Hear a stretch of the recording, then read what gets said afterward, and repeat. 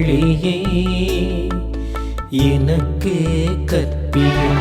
ஆண்டவரே உமது வழியே எனக்கு கற்பியும். ஆண்டவரே எனக்கு செவி சாய்த்து பதிலளியும். ஏனெனில் நான் எளியவன் வறியவன், என் உயிரை காத்தருளும். ஏனெனில் நான் உம்மீது பற்றுடையவன், ஊழியனை காத்தருளும். நீரே என் கடவுள், நான் உம்மீது நம்பிக்கை கொண்டுள்ளேன்.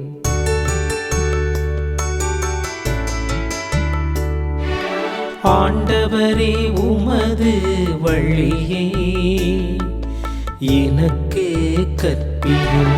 ஆண்டவரே உமது வழியே எனக்கு கற்பியும்.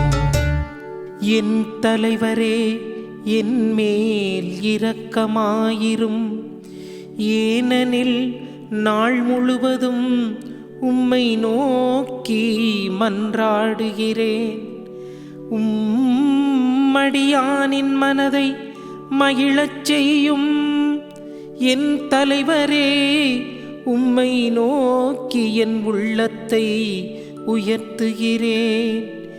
ஏனெனில் என் தலைவரே நீர் நல்லவர், மன்னிப்பவர். உம்மை நோக்கி மன்றாடும் அனைவருக்கும் பேரன்பு காட்டுபவர். ஆண்டவரே என் வேண்டுதலுக்கு செவி கொடும், செவி கொடும்.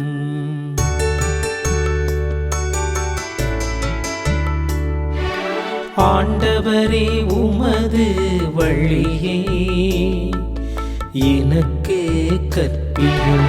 ஆண்டவரே உமது வழியே எனக்கு கற்பியும்.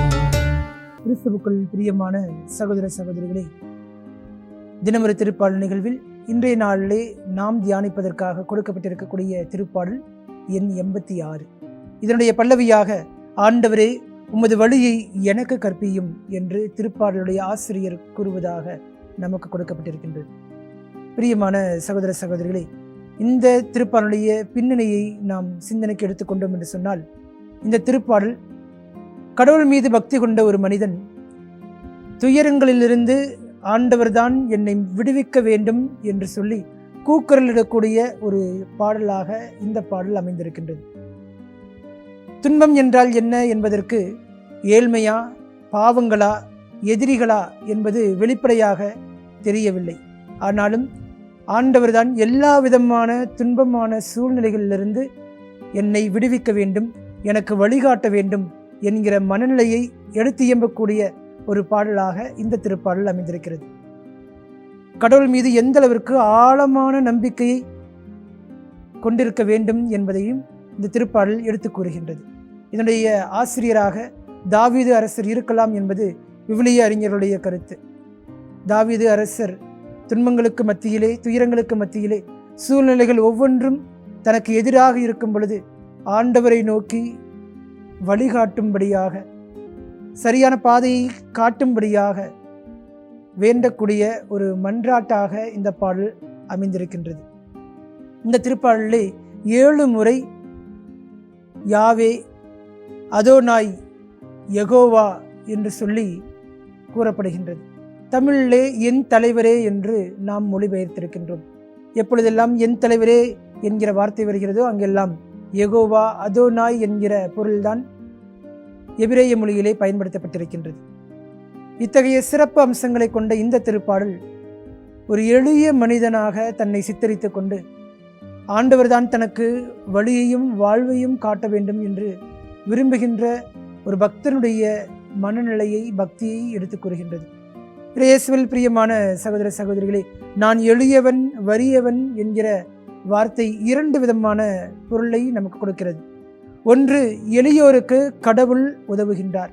அவரை தவிர அவர்களை காப்பதற்கும் விடுவிப்பதற்கும் வேறு யாரும் கிடையாது என்பதை ஒரு பக்கம் எடுத்துரைத்தாலும், இன்னொரு பக்கம் இந்த ஏழ்மைதான் கடவுள் பால் நம்மை உந்தி தள்ளுகிறது என்கிற சிந்தனையையும் இந்த திருப்பாடலுடைய ஆசிரியர் கொடுக்கின்றார்.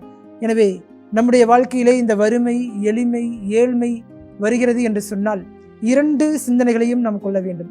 ஒன்று, கடவுளை நோக்கி நம்மை உந்தி தள்ளுவதும் இதே காரணிகள்தான். அதே போல எளியவர்களுக்கும் வறியவர்களுக்கும் கண்டிப்பாக கடவுள் உதவுவார் என்கிற எண்ணத்தையும் இந்த திருப்பாடல் நமக்கு சிந்தனைக்காக கொடுக்கின்றது.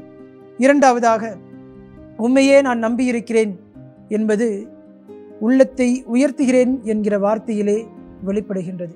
எப்பொழுதெல்லாம் ஜெபத்திலும் மன்றாட்டிலும் இறை வேண்டலிலும் நம்முடைய உள்ளத்தை கடவுள் மத்தியிலே எழுப்புகிறோமோ அப்பொழுதெல்லாம் நாம் கடவுளை நம்பியிருக்கிறோம் என்று அர்த்தம். இதைத்தான் இந்த திருப்பாடலுடைய ஆசிரியரும் வெளிப்படுத்துகின்றார். எனக்கு எதிராக இவ்வளவு சூழ்நிலைகள் இருக்கின்றன, எனக்கு எதிராக இவ்வளவு துன்பங்கள் இருக்கின்றன. ஆனால் எல்லா விதமான சூழ்நிலையிலும், எல்லா விதமான துன்பங்களுக்கு மத்தியிலும் எனக்கு ஆண்டவர் மட்டும்தான் துணையாக இருக்கிறார். அவரால் மட்டும்தான் என்னை விடுவிக்க முடியும், அவரால் மட்டும்தான் எனக்கு சரியான பாதையை காட்ட முடியும் என்கிற ஆழமான விசுவாசத்தை நமக்கு இந்த திருப்பாடலை ஆசிரியர் கொடுக்கின்றார்.